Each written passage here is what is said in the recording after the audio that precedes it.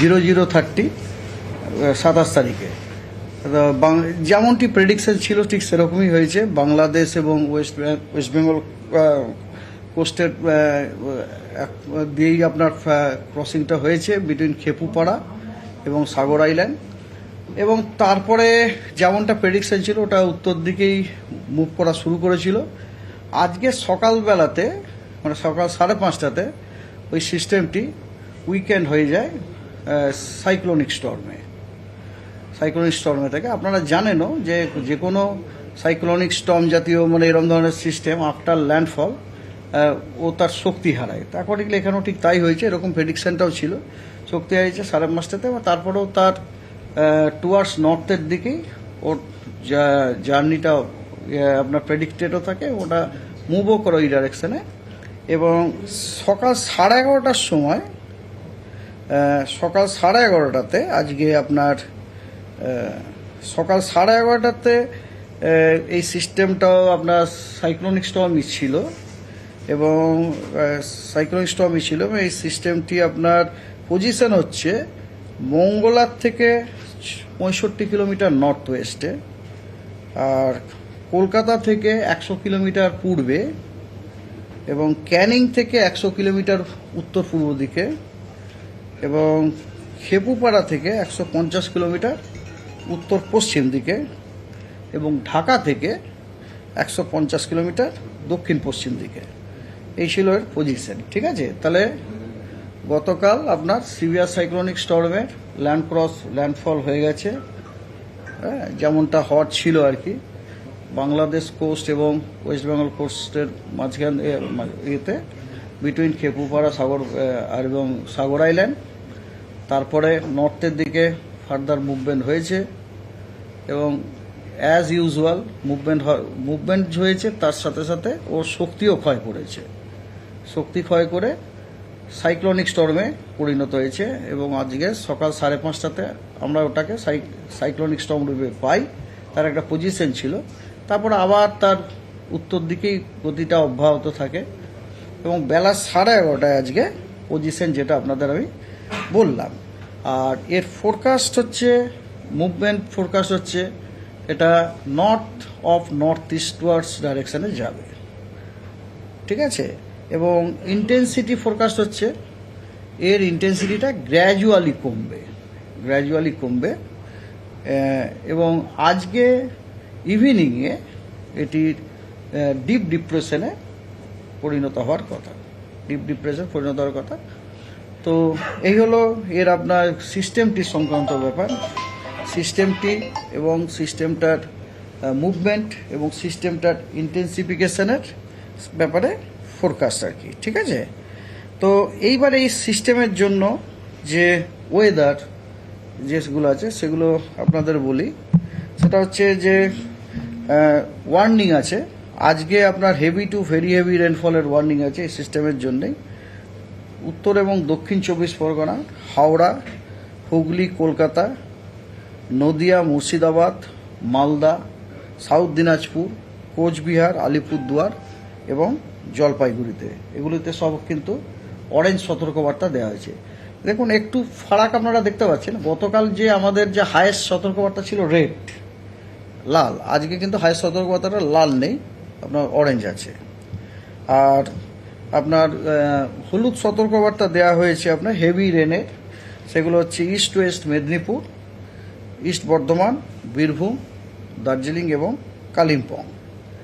আগামীকাল সাউথ বেঙ্গলের জন্য কোনো সতর্কবার্তা নেই, কিন্তু নর্থ বেঙ্গলের জন্য সতর্কবার্তা আছে। অরেঞ্জ সতর্কবার্তা আছে আপনার হেভি টু ভেরি হেভি রেনফলের জন্য জলপাইগুড়ি, আলিপুরদুয়ার এবং কোচবিহারে, এবং হেভি রেনফলের জন্য আপনার সতর্কবার্তা আছে এবং ইয়েলো সতর্কবার্তা, সেটা হচ্ছে দার্জিলিং এবং কালিম্পং। ঠিক আছে, তো এই গেল আপনার রেনের সতর্কবার্তা। উইন্ডের সতর্কবার্তা আছে, সেটা হচ্ছে সারফেস উইন্ড। আজকে কিন্তু পশ্চিমবঙ্গের সব জেলাতে সারফেস উইন্ড 40 থেকে 50 কিলোমিটার প্রতি ঘন্টাতে সতর্কবার্তা আছে, এবং আগামীকালও কিন্তু সারফেস উইন্ডের সতর্কবার্তা আছে reaching 40 to 50 kilometre per hour. তবে এগুলো সব নর্থ বেঙ্গলের। আগামীকাল কিন্তু সাউথ বেঙ্গলে কোনো আপনার উইন্ডেরও সতর্কবার্তা নেই। নর্থ বেঙ্গলে সতর্কবার্তা আছে দার্জিলিং, কালিম্পং, জলপাইগুড়ি, আলিপুরদুয়ার এবং কোচবিহারে 40 থেকে 50 কিলোমিটার পার আওয়ার গতিবেগে। ওয়েস্ট বেঙ্গলের কোস্টে আপনার গেল উইন্ড 11:30টার সময় যে রিপোর্ট তখন কিন্তু গেল উইন্ড চলছিল 80 থেকে 90, গাস্টিং টু 100, এবং যেটা আজকে দুপুরবেলাতে কমে যাবে 60 থেকে 70, গাস্টিং টু 80। এবং আপনার তারপরে স্কোয়ারলি উইন্ড 50 থেকে 60 কিলোমিটার, 70 কিলোমিটার আপনার গাস্টিং টিল 27 মে ইভিনিং, মানে আজকে ইভিনিং পর্যন্ত। তারপর ধীরে ধীরে ধীরে ধীরে এটা কমবে। আর রেনফলের ফোরকাস্ট আছে আপনার আজকে পশ্চিমবঙ্গের সমস্ত জেলাতে হোয়াইট স্প্রেড রেনফল হওয়ার সম্ভাবনা আছে। কালকে নর্থ বেঙ্গলের সবকটি জেলাতে হোয়াইট স্প্রেড, সাউথ বেঙ্গলের সবকটি জেলাতে স্ক্যাটার্ড। 29, 30, 31, 1 এই 4 দিনে আপনার নর্থ বেঙ্গলের 5টি জেলাতে, 5টি মানে দার্জিলিং, জলপাইগুড়ি, কালিম্পং, আলিপুরদুয়ার, কোচবিহার, এগুলিতে হোয়াইট স্প্রেড রেনফল হওয়ার সম্ভাবনা আছে। দিনাজপুর 2টি এবং মালদাতে স্ক্যাটার্ড রেনফল হওয়ার সম্ভাবনা আছে, এবং সাউথ বেঙ্গলের সব জেলাতে আইসোলেটেড রেনফল হওয়ার সম্ভাবনা আছে। আর 2 তারিখে 2রা জুন নর্থ বেঙ্গলের এক্সট্রিম নর্থ যে 5টি জেলা ওগুলিতে হোয়াইট স্প্রেড রেনফল হওয়ার সম্ভাবনা আছে, এবং পশ্চিমবঙ্গের বাকি জেলাগুলিতে স্ক্যাটার্ড রেনফল হওয়ার সম্ভাবনা আছে। So that's all. বৃষ্টি পুরোপুরি কমে যাবে সেরকম একটা কবে থেকে হতে পারে ওয়েদারের? এতক্ষণ ধরে কি বললাম আমি? আজ পুরো একটা বৃষ্টি মানে বলে না যে আবহাওয়ার উন্নতি হবে বা বৃষ্টি আর চাই না, অন্য মানুষ এত বৃষ্টি, এই বৃষ্টিতেই বলছে বাবা কত বৃষ্টি। না, মানুষ যেরকম চায় সেই অনুযায়ী তার প্রকৃতি দেবে না, প্রকৃতি তার নিজের মতো দেবে। মানুষকে রেজিলিয়েন্ট হতে হবে প্রকৃতির সাথে। তো কথা হচ্ছে আজকে তো সারাদিন থাকবে, কালকে সাউথ বেঙ্গলে কম থাকবে, থাকবেই না প্রায়, আজকে সারাদিন থাকবে।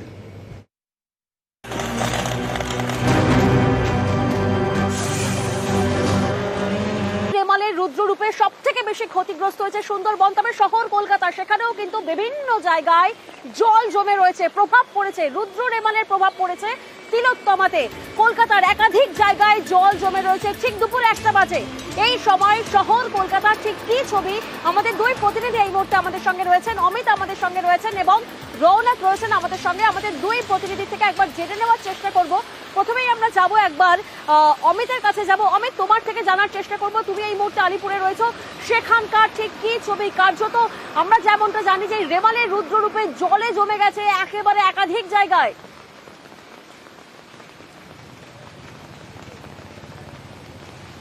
একেবারে প্রিয়াঙ্কা, আমি এই মুহূর্তে রয়েছে আলিপুরে বর্ধমান এবং লিটল বর্ধমান রোড, এবং তুমি দেখতে পাচ্ছ আমি ক্যামেরা পার্সন সুব্রত সেই ছবি তুলে ধরছে যে এই মুহূর্তে আমি রয়েছে আলিপুরের লিটল বর্ধমান রোড, যেখানে দূরে গাছ পড়ে রয়েছে এবং গোটা রাস্তা জুড়ে কিন্তু এখনো কিন্তু জলমগ্ন অবস্থায় রয়েছে। এবং আমরা যে জায়গাটা দাঁড়িয়ে রয়েছি এখানে কিন্তু অ্যাঙ্কেল লেন্থের ওপরে জল, অর্থাৎ আমাদের পুরো গোড়ালির ওপরে কিন্তু এই মুহূর্তে জল রয়েছে। লিটল বর্ধমান রোডে যে ছবিটা দেখাচ্ছি সেখানে কিন্তু এখনো পর্যন্ত গাছ পড়ে রয়েছে, গাছের ডালপালা ভেঙে রয়েছে এবং একটা গাছ কিন্তু পুরো উপড়ে গিয়েছে, সেই ছবি কিন্তু আমাদের ক্যামেরা ধরা পড়ছে। অন্যদিকে ঠিক আমার বাঁ দিকে যেটা বর্ধমান রোড বলা হয় আলিপুরের, এটাও কিন্তু ব্যস্ততম রাস্তা, অর্থাৎ দক্ষিণ কলকাতার যারা আলিপুর বা চেতলা এলাকায় থাকেন তারা অনেকেই ডায়মন্ড হারবার রোডে ওঠার জন্য এই রাস্তা ব্যবহার করে থাকে।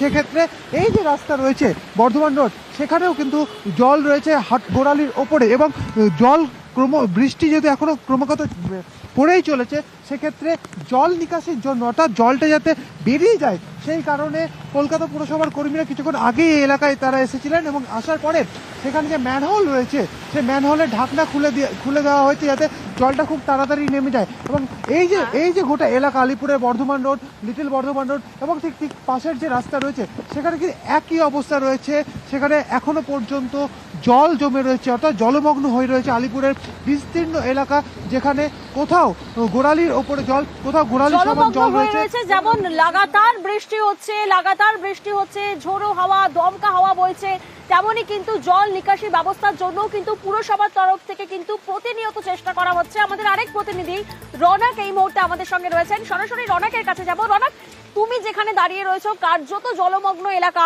সেই এলাকার ছবি আমাদের দর্শকরা দেখতে পাচ্ছে, কিন্তু জল নিকাশি ব্যবস্থার কোনো ব্যবস্থা কি এখন চোখে পড়ছে? কারণ বৃষ্টি তো লাগাতার হচ্ছে।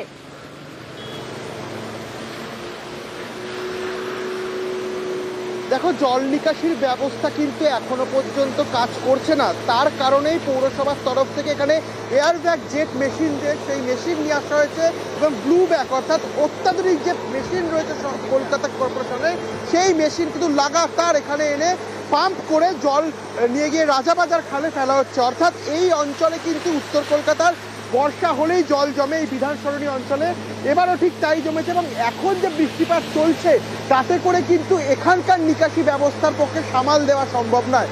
সেক্ষেত্রেই কলকাতা কর্পোরেশনের তরফ থেকে লাগাতার এই যে পাম্পিং মেশিনগুলি রয়েছে এখানে রাখা হয়েছে এবং আজ সকাল থেকে এখানে কলকাতা কর্পোরেশনের কর্মীরা সবাই কিন্তু এই জল যাতে পাম্প করে অন্যত্র সরিয়ে নিয়ে গিয়ে ফেলা হয় সেই বিষয়ে কিন্তু তৎপর ভূমিকা পালন করেছে। এবং কিছুক্ষণ আগে প্রায় কোমর পর্যন্ত জল ছিল, এখন কিছুটা হলেও জল কমেছে যেটা জানা যাচ্ছে। আর 4-5 ঘন্টার মধ্যে হয়তো এই বিধান সরণির জল কমিয়ে নিয়ে আসতে পারবে কলকাতা পৌরসভা।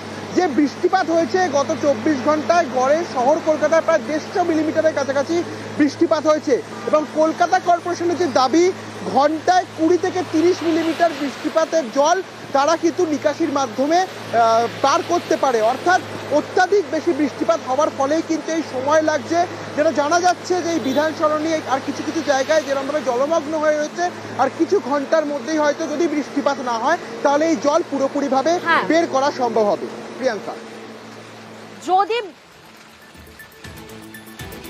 যদি বৃষ্টি কমে তাহলে হয়তো এই জল নিকাশির ব্যবস্থা আর কিছু ঘন্টার পর কাজ করবে, অর্থাৎ জল নেমে যাবে। ধন্যবাদ রনক।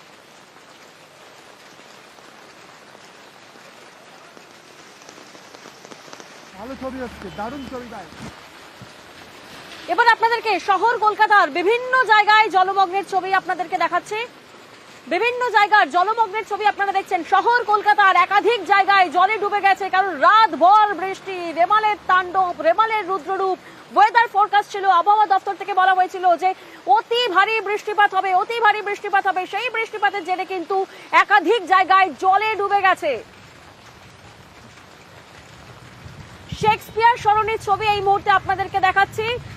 ক্যামাক স্ট্রিটের ছবিটা দেখুন, একেবারে জলে জমে গেছে শেক্সপিয়ার সরণি, ক্যামাক স্ট্রিট। মূলত শহর কলকাতার প্রাণকেন্দ্র বলা যায়। যে যে জায়গাগুলো কার্যত সপ্তাহের প্রথম দিন, অফিস কাচারির দিন, সেই প্রথম দিনই কোথাও না কোথাও বিপত্তি হচ্ছে সাধারণ মানুষের, স্থানীয়দের নিজেদের গন্তব্যস্থলে পৌঁছতে, কারণ জল জমে রয়েছে। Shakespeare Sarani, Camac Street, Prince Anwar Road, Park Circus, বিভিন্ন জায়গায় জল জমে রয়েছে, কারণ বৃষ্টিপাত, লাগাতার বৃষ্টিপাত চলছে। এবং আমাদের প্রত্যেকটি প্রতিনিধি প্রতিনিয়ত সেই ছবি তুলে ধরছে নিউজ 18 বাংলায়।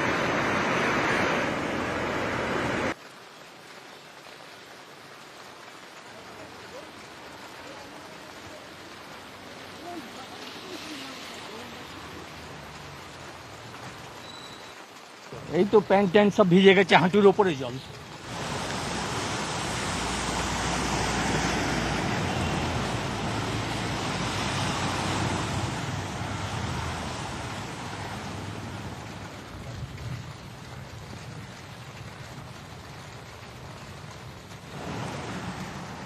একাধিক জায়গার ছবি আপনাদেরকে দেখালাম, কারণ রুদ্র রেমালের প্রভাব পড়েছে তিলোত্তমাতেও এবং বিভিন্ন জায়গায় এই যে জল জমে রয়েছে পৌরসভার তরফ থেকে কিন্তু কাজ করা হচ্ছে। ফিরাদ হাকিম তিনি কি বলছেন শোনাবো আপনাদের। আমরা প্রস্তুত আছি, প্রচুর পাম্প লাগানো আছে, প্রচুর। আমাদের প্রায় 13,000 মানুষ ডিপ্লয় করা আছে, বিভিন্ন বোরোতে লোক রয়েছে।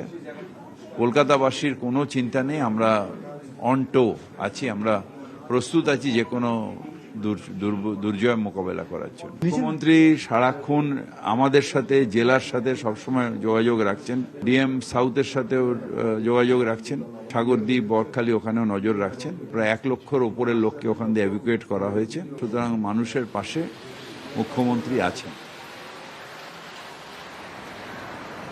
আমরা শুনলাম যে কলকাতা পুরসভার তরফ থেকে প্রায় 13,000 জনকে ডিপ্লয় করা হয়েছে যাতে এই জল নিকাশি ব্যবস্থা অতি দ্রুত করা হয়, অর্থাৎ শহর কলকাতায় যে জল জমে রয়েছে যাতে যত দ্রুত সেই জল সরানোর ব্যবস্থা করা হয়। এবার আপনাদের একটা ছবিটা দেখায়, শহর কলকাতার ছবি দেখছেন আপনারা। রুদ্র রেমালের প্রভাব, রেমালের তাণ্ডব, ঘূর্ণিঝড় রেমালে প্রভাবিত তিলোত্তমাও টানা বৃষ্টিতে কলকাতার বেশ কিছু জায়গায় জল জমেছে। পার্ক স্ট্রিটের ছবিটা দেখুন একবার, পার্ক স্ট্রিট কার্যত জলে ডুবেছে। যে ছবি আপনারা দেখছেন পার্ক স্ট্রিটের ছবি আপনাদেরকে দেখাচ্ছি, যেখানে টানা বৃষ্টিতে জল জমে গেছে। কলকাতার বেশ কয়েকটি জায়গায় জল জমেছে, যে ছবি সামনে উঠে আসছে।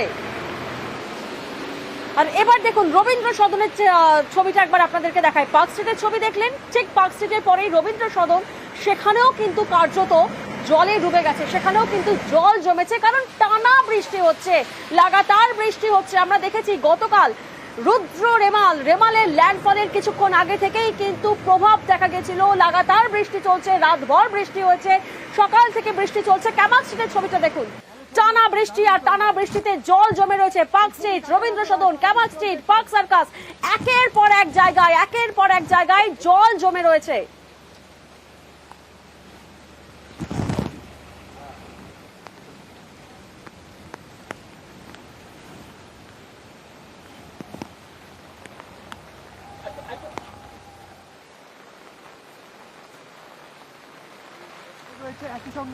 একের পর এক জায়গার ছবি আপনাদেরকে দেখালাম যেখানে জলে ডুবে রয়েছে।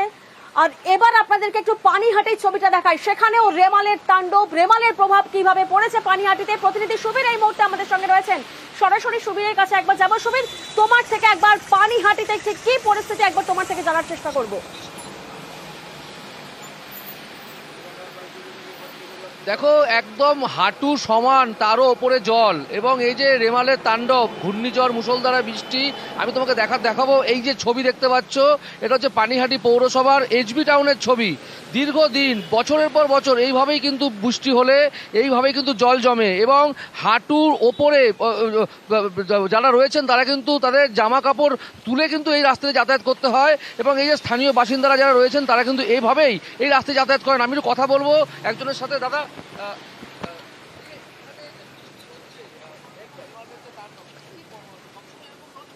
একদম সব সময় বৃষ্টি হলেই এখানে হাঁটু জল, বৃষ্টি হলেই হাঁটু জল। কতদিন ধরে এরকম হচ্ছে? এখানে বছরের পর বছর ভোট আসে ভোট যায়, পানিহাটির পরিস্থিতি একই রকম আছে। পৌরসভা কি উদ্যোগ নিচ্ছে? পৌরসভা নিকাশি ব্যবস্থা একদমই ভালো নেই এখানে, জল নিকাশি ব্যবস্থা নেই বললেই চলে। তাই দেখুন না, হাঁটু জল। দেখো তুমি শুনতেই পেলে, স্থানীয় বাসিন্দারাও কিন্তু যথেষ্টই বিরক্ত প্রকাশ করছেন। একদম দেখো, এই যে যারা বাইক নিয়ে যারা কাজ করছেন, ডেলিভারি কাজ করছেন, তাদেরও কিন্তু জলের ওপর দিয়ে এভাবেই কিন্তু চলাচল করতে হচ্ছে।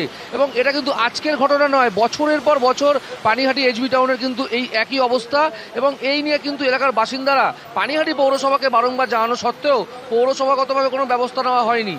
পাশাপাশি বিটি রোডের কিন্তু জলের অবস্থা জলমগ্ন, বিটি রোড, যান চলাচল ধীর গতিতে চলছে। বোঝাই যাচ্ছে সেই ছবিটাই কিন্তু সামনে উঠে আসছে, যেখানে সাধারণ মানুষের দুর্ভোগের ছবি সামনে উঠে আসছে। পানিহাটির ছবি আপনাদেরকে দেখালাম, আর এবার আপনাদেরকে হাওড়ার ছবি দেখাবো, সেখানে বেশ কিছু ওয়ার্ড জলের নিচে। তবে এখন সময় হয়েছে ছোট্ট একটি বিরতি।